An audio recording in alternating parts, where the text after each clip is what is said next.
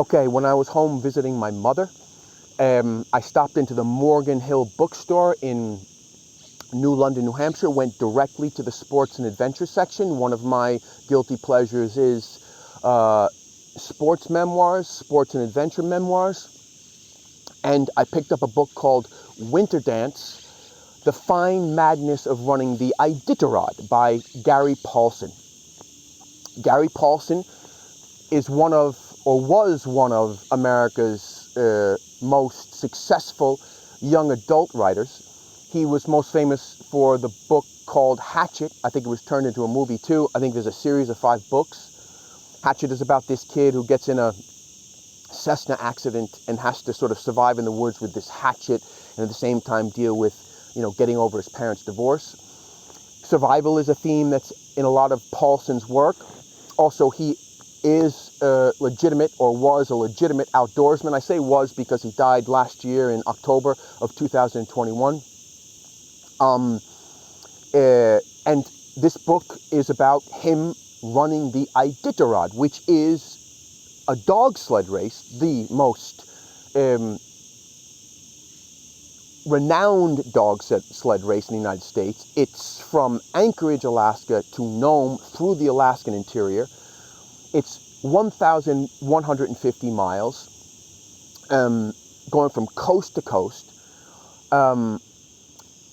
Paulsen finished it in 1983, or is it 1982? I think it's 1983, as a rookie musher.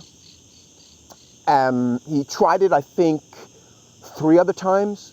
In 1985, and then 2005, 2006, he scratched a couple of those times and then withdrew in the last minute the other time. I mean, the first year, as I say, he finished it. He came in 41st of 54 finishers, which is quite good. It took him 17 and a half days. So, this is extreme sports. And, you got an extreme athlete. I mean, he's maybe the dogs are the athletes, but, he's the coach, really. And an athlete also, I would say, writing about the experience of just a consecrated writer, writing about a true extreme sport. So I was expecting a lot. And at first, I kind of got what I wanted. The book starts out with something called a prelude, which I guess was not 1983, but another year when he went back and, he would go. I think his passion started in Minnesota, but before the race, he goes to Alaskan trains. So he's there, I think, preparing for one of the other years, and he describes how through a careless oversight, he and his team almost died. This storm came upon him in the middle of the Alaskan wilderness, and he was sort of saved by this lucky fluke. It's tremendously powerful, extremely riveting, the first chapter of the book. Also, there's other things. He writes really, really well about nature and about dogs, his relationship with some of the dogs. But there's one scene in particular where he's resting on this training run, and this, I guess, northern coyote or bush wolf kind of approaches his dogs, and they kind of get along, and then he calls this bush wolf Marge. She mates with one of his team, then she kind of runs behind them for a while, and there's this great scene where he describes her hunting grouse in the snow. It's just vivid stuff. Another scene when he actually begins the race, a moose attack, he describes it so well. Another scene where he's kind of living in the kennels with the dogs, or, one dog saving another through this kind of premonition or quick reaction. So there's moments in the book that are extremely well done. The problem is that about a quarter of the way through the book, my bullshit detector started going off. And I guess he's like training his dogs, and in the summertime, and the rig he's on flips, and he describes it, it seems like 200 or 300 times, and he's like dragged for 4 miles, like on the gravel, his face on the gravel, becoming denuded. I mean, I don't know, right? I've never done this, but I mean, here he is holding on to the steering ropes for 4 miles while he's being dragged across gravel. I don't know, I just didn't believe it.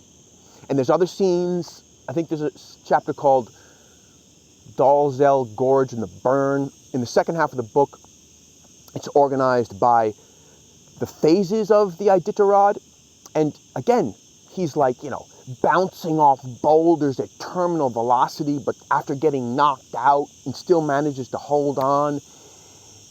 You know, and then there's a scene where he's like in the interior of Alaska, and I don't know, this cafe owner gives him 5 ham and egg meals. He eats them all. And, you know, then because it's the interior of Alaska and everything is so expensive, the cafe owner just gives it to him because he's running the Iditarod. And I mean, maybe it was true, but because he's cried wolf so many times, you know, I'm just not with him. I mean, I just don't think you can cry wolf, or you can exaggerate when you're writing a memoir about some extreme sport. I mean, where is the line between poetic license and just straight bullshit?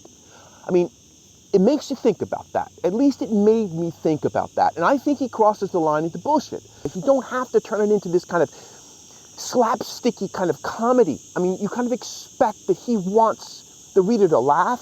You know, this book was turned into, or was the inspiration for, a really bad Disney film called Snow Dogs with Cuba Gooding. I don't know why Cuba Gooding Jr. even decided to do this, or why Gary Paulsen allowed to, I guess for the money, right? Allowed Hollywood to use his book to make this joke of a film. But you can almost see Hollywood like milking these exaggerated scenes and almost doing them to the letter, you know? I would also say in this book that, as I say, the later chapters in which he finishes that Iditarod, the first Iditarod, you know, I would say they seemed, I would finish them wanting more, but not in a good way. I kind of wanted them to be developed more. And it just ended poorly. It ended really, really bad. It lacked artistic power. For me, it was off tone, completely unsatisfying. He calls it an end, as though even he were not convinced of the end of the book. So, conclusions. Wonderful scenes, some wonderful scenes, but I don't think the book comes together, man.